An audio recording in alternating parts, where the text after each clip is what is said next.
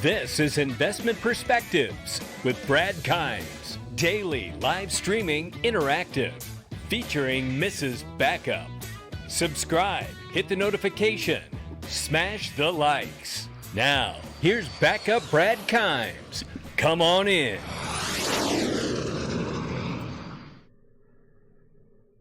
Good morning and welcome back to Investment Perspectives, everybody. I'm Brad Kimes. You can follow me on Twitter at Backup Bradley. It's above at the top of the screen. You are looking at Senator John Kennedy right here, and we are going to look at a clip from him where he comes in late in yesterday's hearing and basically sits down and asks, it sounds like everybody here is in agreement that we need a digital dollar. Tell me, as you best you can, what does Congress need to do? And it's getting right down to it. And let's listen to this exchange here. And I'm going to have to move these clips just a second. So let's just listen to the first run here. Witnesses, I take it from your testimony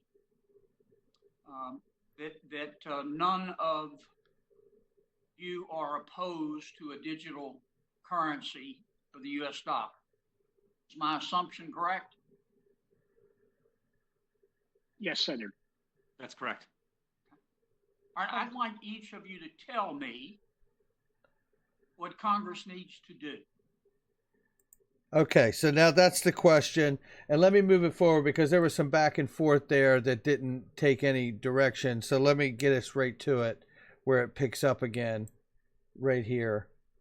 Here we go. Would you like to go next, Mr. Chairman? Cascarilla. Yes, I think there's a number of things that can be done to promote this.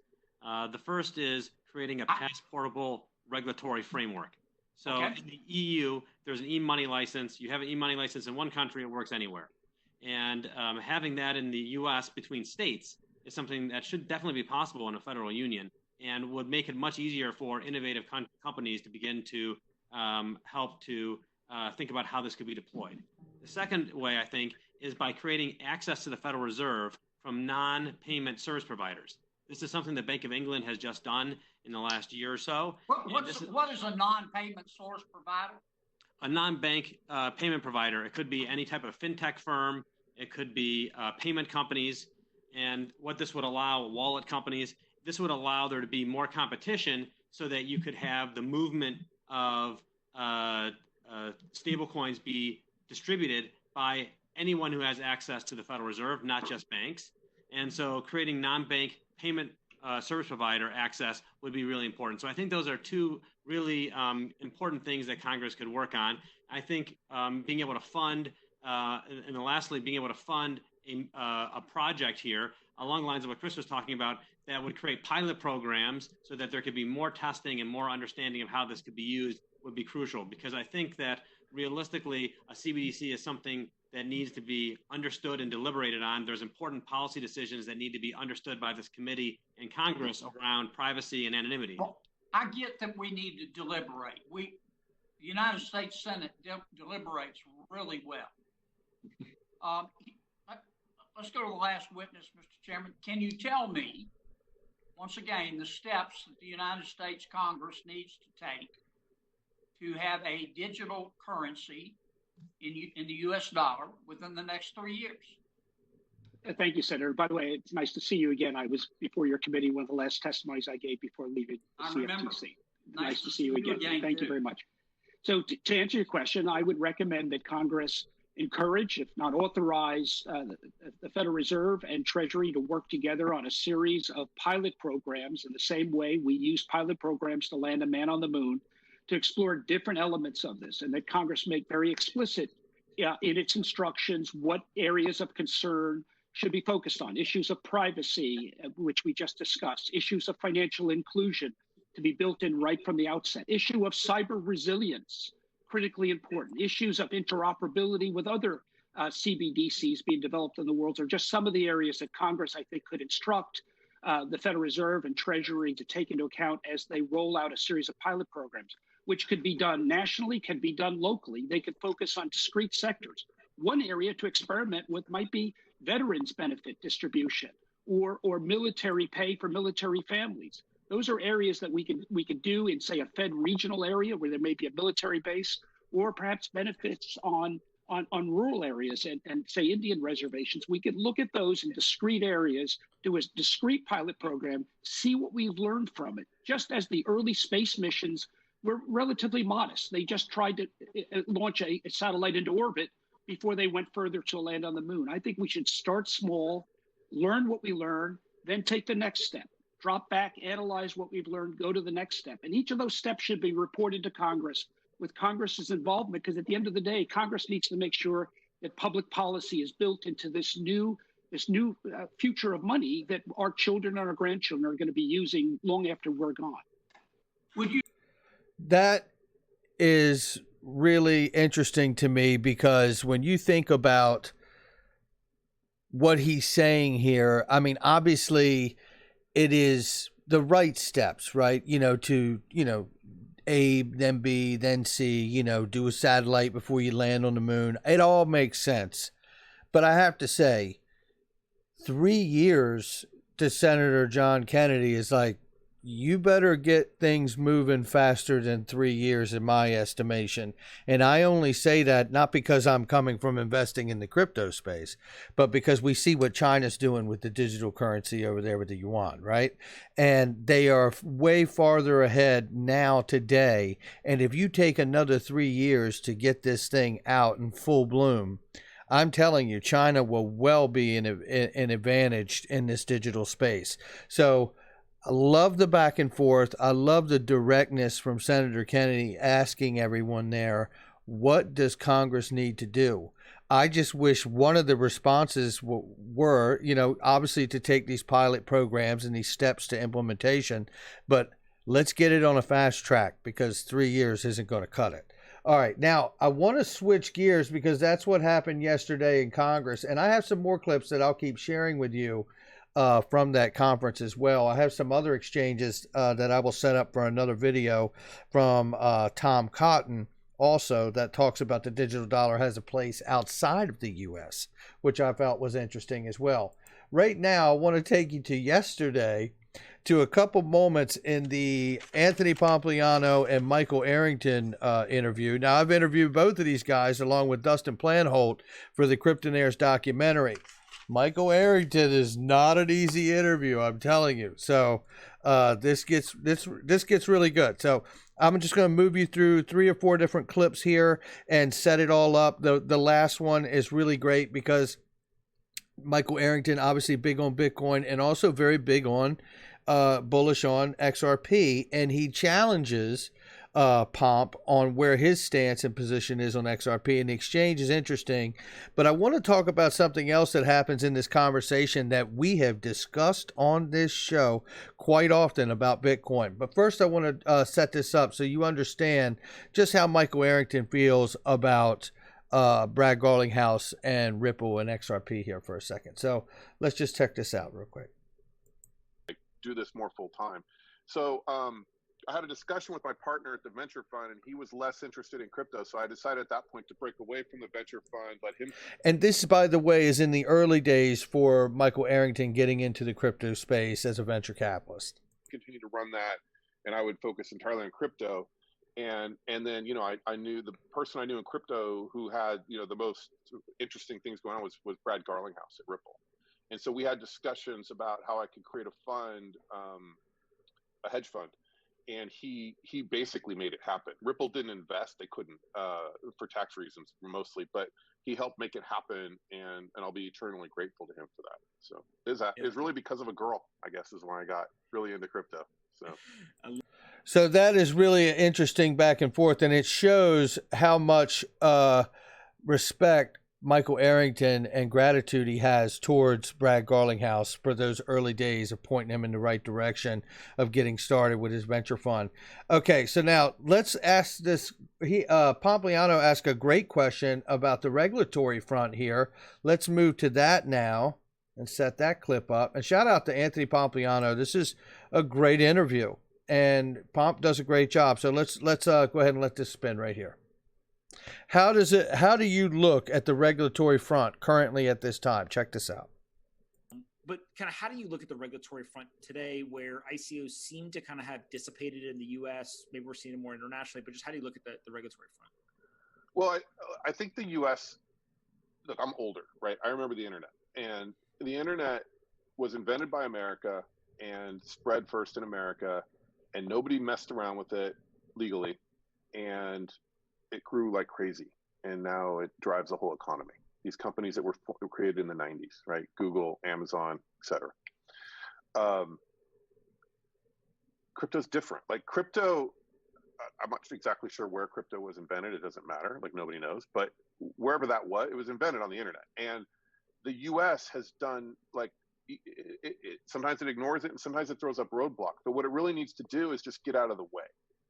And like it did with the internet. And it absolutely hasn't. And so, you know, there's so much innovation that wants to come in crypto in the U.S. And so many of these entrepreneurs leave the U.S. or don't move here from wherever they live. And it's just, I feel bad for the U.S., right? I feel bad because I'm an American. I want our country to succeed. And I believe crypto is the future. I believe Bitcoin is money and money is Bitcoin, period. And why would we not want to, you know, I know why we don't want to like be in the forefront of this. It threatens the dollar. It's confusing. And the SEC, you know, is always trying to protect people from, you know, schemes. But we need to let innovation blossom, and we don't want that just to happen in China and Singapore and et cetera, because ultimately it's bad for the U.S. So yeah, I was mad. I'm still mad. And I think that we need to get somebody in there that at the very least provides regulations that are understandable so we can work through them, as opposed to this great fucking unknown, which means nobody does anything in crypto in the U.S. anymore. And, you know, that worries me. So yeah. Now, he makes a great point about the regulatory unknown and how they need to get that clarity. We all know this. The other thing that I find interesting is that he sees Bitcoin as money. I don't.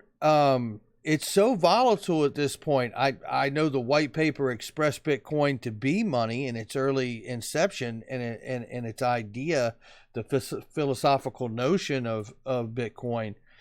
But Bitcoin is too volatile right now. I don't want to pay you one Bitcoin for something 2 weeks ago where it would have been over $10,000, or be paid one Bitcoin, and then a week later we're down at $9,000. I just took $1,000 loss. That doesn't sound like $1 to me, right? I mean, that's not what I want. I want something that maintains its value, and that's really not what it is. So, but I'm not trying to beat up Bitcoin. You know, I see Bitcoin more as a financial product, a investment tool, an investment product. And it's not investment advice, just my personal opinion that, you know, I see it more as something you buy and you hold, whether you wanted to look at it like some form of a bond or even a stock instrument, you know, but it's not a stock because there's no company behind it. So I guess more like a bond, you know, it's more like a digital bond in my eyes, and you're just hoping that it goes up. I mean, there's a lot of people that take shots at Bitcoin calling it a Ponzi scheme because it was supposed to be a currency and now it's not. It's retreated, whether they like it or not, it's retreated to a store of value, which is honestly over lately has been slipping. Now, I mean, we know that other things that are store of value like gold, they slip and gain in price as well. But I do see it having a place as a hedge investment product in the market. The other thing is that a lot of people make arguments for Bitcoin and they say, well, you know, Bitcoin is a nice option for investors that don't want to be in the regular market, in the regular traditional market. I get that too. But what I don't get is that if Bitcoin from that statement means that it doesn't pace the traditional economy or the traditional correlate with the traditional markets, and we do have history of those numbers suggesting that, how come Bitcoin's not going to the moon right now? I mean, the argument is that Bitcoin's decentralized. It doesn't correlate with the, you know, traditional markets. Why is Bitcoin not going to the moon right now?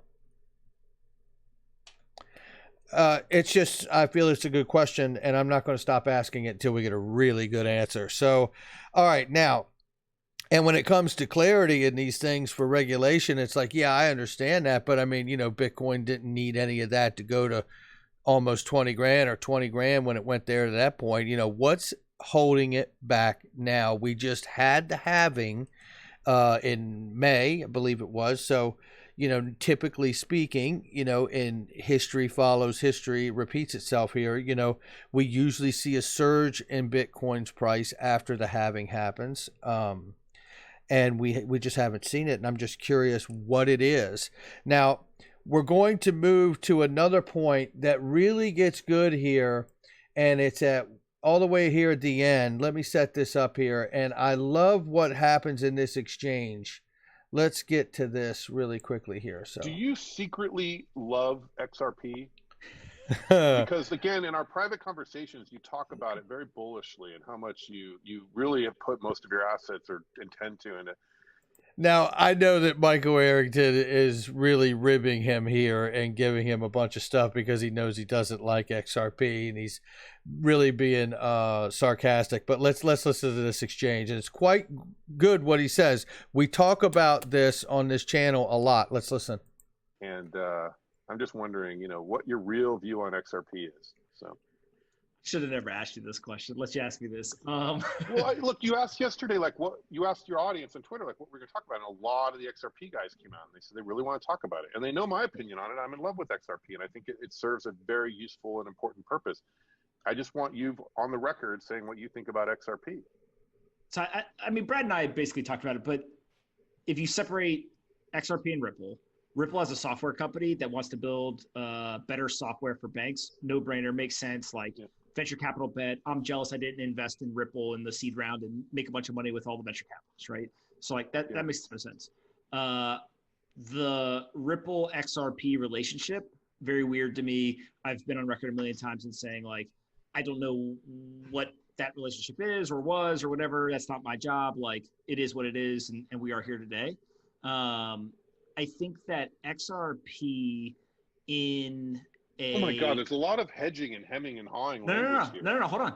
XRP, well, because that, look, the XRP army, I nod my respect to them. They don't fuck around. So I'm not going to mince words. But no, I think that XRP as a part of the Ripple product, meaning they use it inside the product, I understand why they do that, and I see the advantages inside the Ripple ecosystem. What I don't understand, and I think where I choose to not engage on the XRP side, is I don't understand why people are buying it, speculating on future price movements.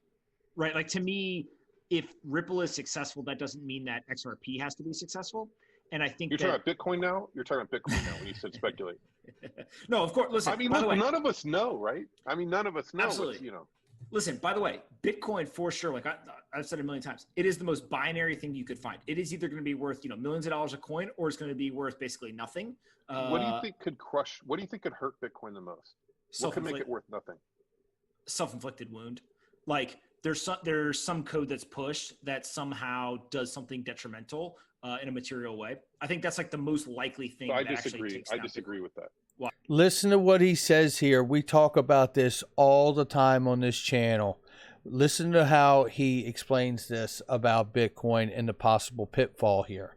What if the U.S. government seriously declared it a national security threat and did everything they could to shut it down? They could clearly kill the fiat on-ramps and off-ramps, right? I think. Remember when Charles Hunter and myself were on here after Steve Mnuchin called Bitcoin a national security issue, and then in other article it was even referred to as a national security threat? You won't stop the Bitcoin tech. I will give that to the Bitcoin maximalists. You're not going to stop the technology, but you can stop those on and off ramps. You can stop those on and off ramps where they look to cash out. And listen to this exchange here. I want to add to this here. I think that's the biggest danger. I think that China and Russia would love that. They want to get off the U.S. dollar so badly. And I tell you what China and Russia wouldn't love is owning something 2 weeks ago that was $10,000 and this week being $9,000. That what they would look at and say is, wait a second. Interesting. So you think Bitcoin is so large now that the U.S. government cannot effectively take it down anymore? That's really interesting thought. Well, what I think they can do is I think that they can heavily discourage, if not cut off, the United States citizens from using it, Sure. right? So they ban ownership, do all that kind of stuff. What I think, though, is on a global basis, Russia and China both have publicly stated many times that the U.S. dollar system is incredibly detrimental. It's expensive. It's costly to them, all that kind of stuff. Yeah. Then you look at places like, Venezuela, all these places that are sanctioned. They would love nothing more than the U.S. to openly say, we don't like something, and then they all run and go use it. And then they can basically have like the U.S. system of the world, and then you have like the non-U.S. system of the world. And I recently saw 2 data points that I thought were really interesting. I don't know how much volume's gone through either one of these, so take it for what it is. But in Venezuela, they are using BTC Pay Server, whatever it's called, to allow people to pay with Bitcoin for government services. So, like, you want your driver's license? Normally, you can go. I didn't know that. It just came out. Marty Bennett is the one who highlighted this that I saw him talking about it. So he basically positioned it as like the Venezuelan government is acquiring Bitcoin. I don't know if there's enough, actual transactions to like make that case, but the fact that they're willing to understand that this is possible and they're willing to actually allow people to pay with Bitcoin to the government, like, that's interesting. Now, to Pomp's point here, I do want to add this notion. When you think about a country like Venezuela, where their currency has been absolutely decimated, is Bitcoin a better solution? Sure it is. So is marbles, right? I mean, is there applicable cases right now where it's a better solution than the current standard in that country? You better bet there is. So, but we're talking about overall a currency in the larger macro sense, as he suggested earlier, of China and Russia, naming basically the countries inside the BRICS coalition, basically, right, that aren't happy about using the U.S. dollar to begin with. So, that is a much different conversation. Let's keep listening to this exchange.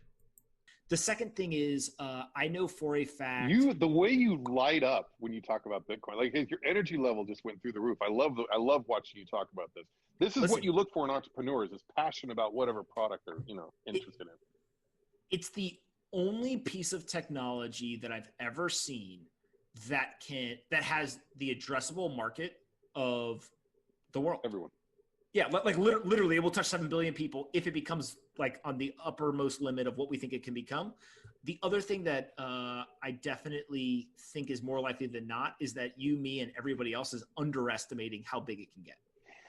So if you think of, everyone always compares it to like, the $90 trillion monetary supply, whatever. Murad Mahabdev, he recorded an episode maybe a year and a half ago now. And he made an argument that Bitcoin's market cap is not comparable just to the global monetary supply at 90 trillion. He thought it was 150 trillion. And how he got there was a lot of the assets that you or I own, we own because we don't want to hold cash because of inflation. So we'll buy, a house, art, whatever all this stuff is. Right. Sure. And so instead, just like Uber was a market expanding piece of technology, and it wasn't just against taxis, it ended up like some people don't own cars. Same thing here, where now all of a sudden, maybe I don't put my wealth in store of value assets. I can actually put that in quote unquote currency because it's a deflationary type currency. So I think that's interesting.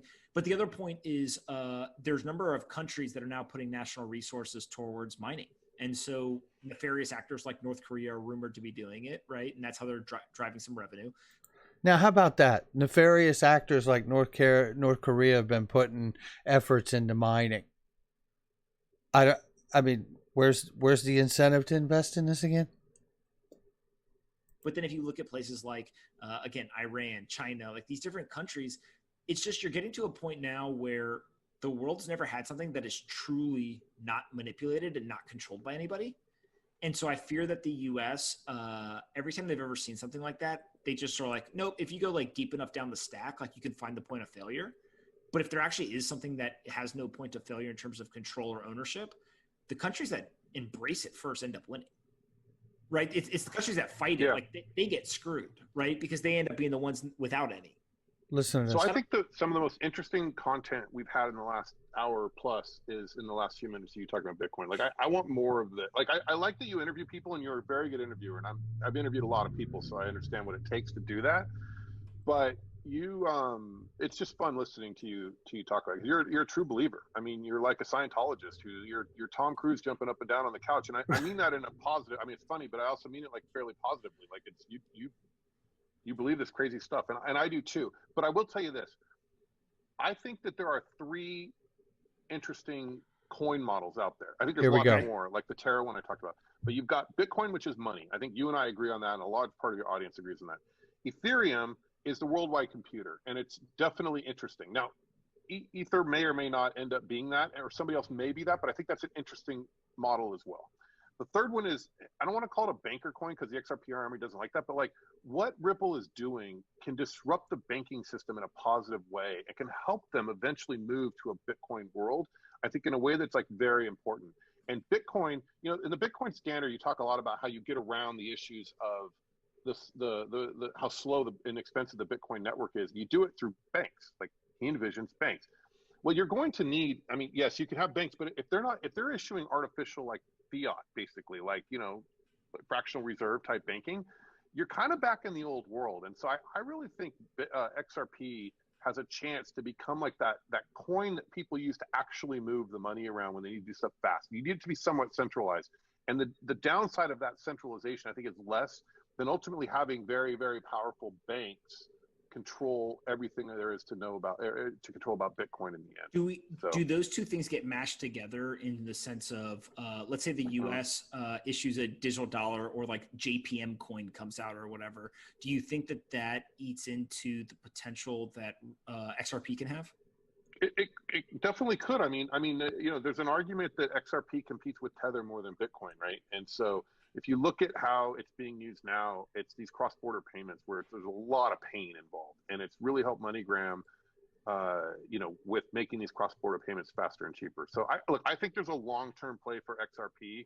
We love it, especially at these prices. We look at the price of most coins in Bitcoin and Sats, right? We don't look at ETH as $230 or whatever it is right now. We look at how many Sats it is. And we do that the same with XRP, and XRP is, I haven't looked in the last couple hours, but it's hovering around, you know, 2,000 Sats. That's very, very cheap for XRP. And so we are more bullish on XRP than we otherwise would be. And we think over the long run, it's part of the ecosystem. Just believe that. But yeah, you're a good sport about this, because most Bitcoin maximalists cannot stomach and even having a conversation beyond how great Bitcoin is. And I think that you are somebody that's helping bring this community together instead of helping rip it apart. And I think that you're an important asset because of that. So I'm glad you do what you do. Very good point there. And shout out to Anthony Pompliano for taking that on and addressing that and allowing the XRP conversation to happen. Even though he's not a fan, he still allows it to happen. And look, everybody's got their own point of view towards it. One thing I want to say is they talk about Bitcoin being decentralized and that nature. And I just want to say another point is that we've had on this show is that Mickey B. Fresh and myself have made the point over and over and over again. You may call the network Bitcoin decentralized, but where do you go to get it? Oh, that's right. An exchange. Are exchanges decentralized? No. In fact, exchanges are some of the most centralized places on earth. They buy it for you. They sell it for you. They hold it for you. Does that sound decentralized to you? So there again, if you just pull back the focus from looking at the network and what you think of the network of a particular coin, we're talking about Bitcoin here. And I'm, believe it or not, it may not sound like it, but I am long on Bitcoin and its brand awareness. And I do believe it eventually becomes a very good investment product. I don't know that it ever makes its way back to a currency per se, but you know, that's just me. But with that being said, you know, this industry, this crypto space is still very centralized in its on and off ramps. And again, to Michael Arrington's point and to the point that we've made here many times on this show, Charles Hunter and myself months ago have talked about the fact that if the U.S. wants to shut down Bitcoin, they won't go after the tech. They'll go after the on and off ramps and anybody who uses it at a business. And that's how they would shut it down if they wanted to. All right. Now, I know it's a worldwide token, so people have the knee-jerk reaction to that as well. It could be used all over the world. Well, that's fine, but that isn't the goal, is it? The goal is to have it be used all over the world and not just one specific area. And I would certainly think that the last thing you would want for anything you're invested in is that there be a iron gate put up for the United States and all of its citizens. All right, guys, I just wanted to play two sides of what's going on here in the crypto space, one on the Congress front, legislative front, and then one on the venture capitalist investment front and where they're going. And they are about to hit a crossroads, I really do believe, where we're about to see the venture capitalists and the startups in this space really get what they need. And what I think they really need is a regulatory sandbox, which just may be piloted by Brian Brooks, former Coinbase chief legal officer, who is now the head of the OCC. All right, guys, that's just going to do it for me. Hit the like and subscribe. Share it with somebody you know. We'll catch you on the next one.